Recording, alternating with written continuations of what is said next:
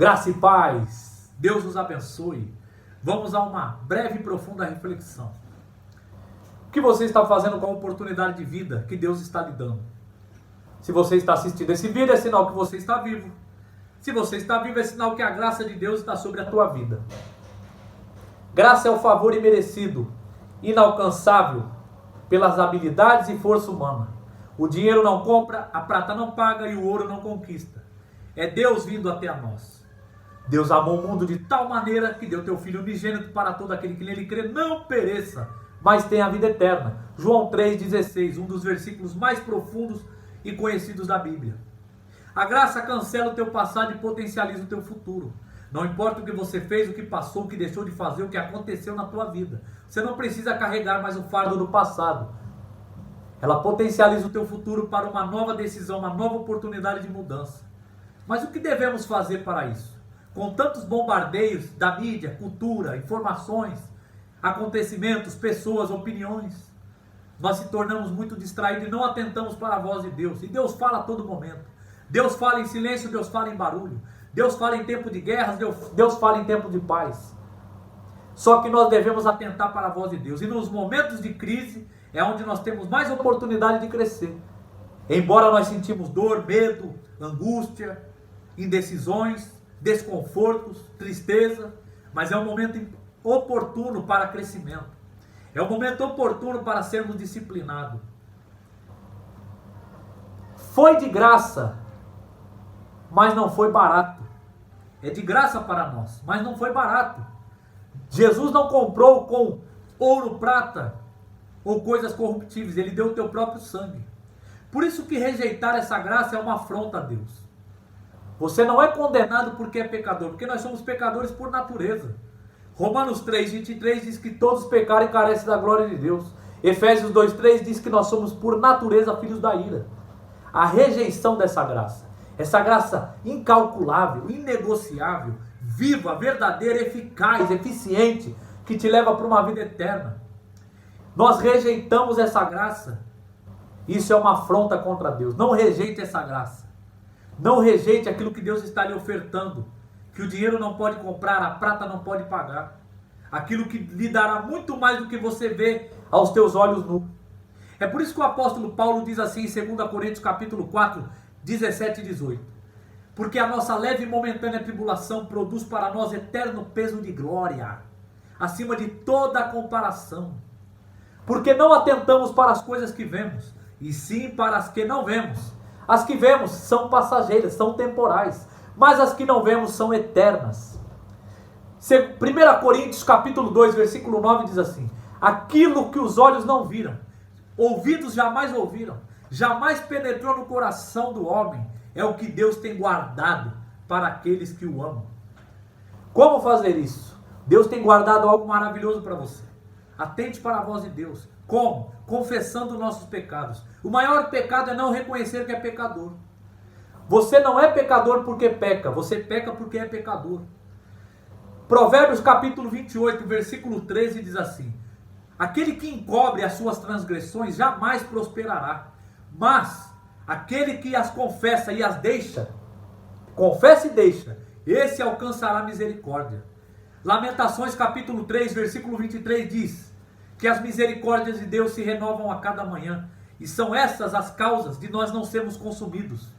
Então a misericórdia de Deus está sobre nós, é a graça, é aquilo que Deus nos dá, que nós não precisamos pagar, porque Deus não quer sacrifício, Ele quer obediência. A Bíblia não é o quanto eu conheço, é o quanto eu obedeço.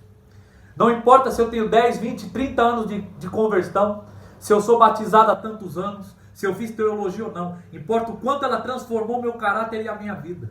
É isso que Deus quer fazer. Só que obediência parcial para Deus é desobediência. Deus quer que nós obedeçamos Ele verdadeiramente, fielmente. Jesus disse em João capítulo 14, versículo 6: eu sou o caminho, a verdade e a vida, ninguém vai ao Pai a não ser por mim. Ele é o caminho, Ele é a verdade, Ele é a vida. Nós estamos vivendo no caminho dele. Hoje o mundo vive, cada um tem a tua verdade. Cada um carrega a tua própria verdade, sendo que a verdade é uma só, é Jesus a verdade. O resto é opinião. Ninguém falsifica aquilo que não existe. Só se falsifica aquilo que é original, aquilo que existe. Falsificação nada mais é do que pegar o original e transformar com meias verdades. Meias verdades são mentiras. E é isso que fazem com a palavra de Deus. Transformam em doutrinas de homens que condenam as pessoas e dão fardos pesados. Jesus disse: vinde a mim, vós que estáis cansados e sobrecarregados, e eu vos aliviarei. Então Jesus quer que nós confessamos os nossos pecados. A primeira carta de João, capítulo 1, versículo 8 e 9 diz assim: se nós dissermos que não temos nenhum pecado, nós enganamos a nós mesmos, e a verdade não está em nós. Ora, não enganamos a Deus, não enganamos ao próximo, enganamos a nós mesmos. E a verdade, Jesus é a verdade, Ele não está em nós. Mas, se confessarmos os nossos pecados, Ele é fiel e justo para perdoar todos os nossos pecados, todos, não só alguns, todos, e nos limpar de toda injustiça. E é isso que Ele quer fazer comigo e com você. A palavra pecado é a palavra armátia no grego, significa errar o alvo. A palavra ratá no hebraico significa errar o alvo ou acertar o lugar errado. Então significa que quando nós estamos em pecado, nós estamos fora do caminho. Estamos acertando o alvo errado. E Jesus é o caminho. Deus não tem prazer na morte do perverso. Ezequiel capítulo 33, versículo 11, diz assim: tão certo como eu vivo, diz o Senhor Deus, não tenho prazer na morte do perverso, mas antes que ele viva e se converta dos teus maus caminhos. Convertei-vos dos seus maus caminhos. Por que a vez de morrer, ó casa de Israel? Então, nós temos que atentar o porquê de tudo isso. A amizade do mundo é inimiga de Deus. Aquele que quer se constituir amigo do mundo se torna inimigo de Deus. Porque a carne e o sangue não podem agradar a Deus. Essa palavra que eu li aqui, a amizade do mundo é inimiga de Deus, está em Tiago capítulo 4, versículo 4 e 5. Aonde nós não podemos agradar a Deus pela carne, está em Romanos capítulo 8, versículo 7 e versículo 8. O apóstolo Paulo, em 1 Coríntios capítulo 15, versículo 50, ele diz que a carne e o sangue não podem herdar o reino dos céus. O corruptível não pode herdar o incorruptível. A primeira carta de João capítulo 2, versículo 15 e 17 diz assim: não ameis o mundo, nem as coisas que há no mundo. Se alguém amar o mundo, o amor do Pai não está nele. O que há no mundo é concupiscência dos olhos, cobiça da carne e soberba da vida. Isso não provém de Deus, mas sim do mundo. Ora, o mundo passa, assim como a tua concupiscência. Mas os que fazem a vontade de Deus permanecem para sempre. O apóstolo Paulo, em Romanos capítulo 12, versículo 2, ele diz assim: não vos conformeis com este mundo, não se torne conforme este mundo, mas transformai-vos pela renovação da vossa mente. Para quê? Para que experimenteis qual seja a boa, perfeita e agradável vontade de Deus. Quando você não faz a vontade do mundo, quando você morre para o mundo e vive para Deus, morrer no sentido que eu digo, não fazer a vontade do mundo e fazer a vontade de Deus no meio do mundo. Porque Deus não quer que você saia do mundo, Ele quer que você vá ao mundo. Ele disse: ide, pregai o evangelho a toda criatura. Então nós devemos estar no mundo, mas o mundo não pode estar em nós.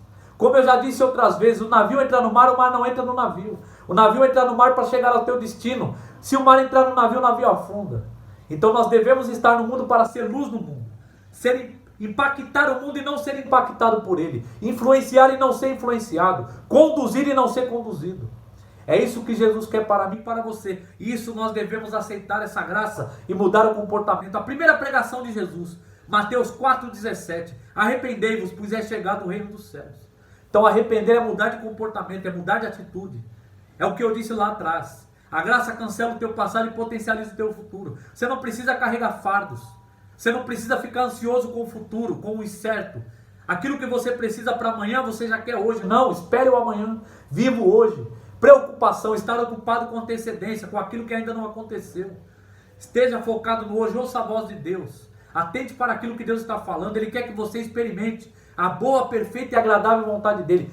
Imagine a boa, perfeita e agradável vontade de Deus. É coisa, aquilo que os olhos não conseguem compreender. É muito, muito, muito além do que nós vivemos e vemos. É muito importante você entender para isso.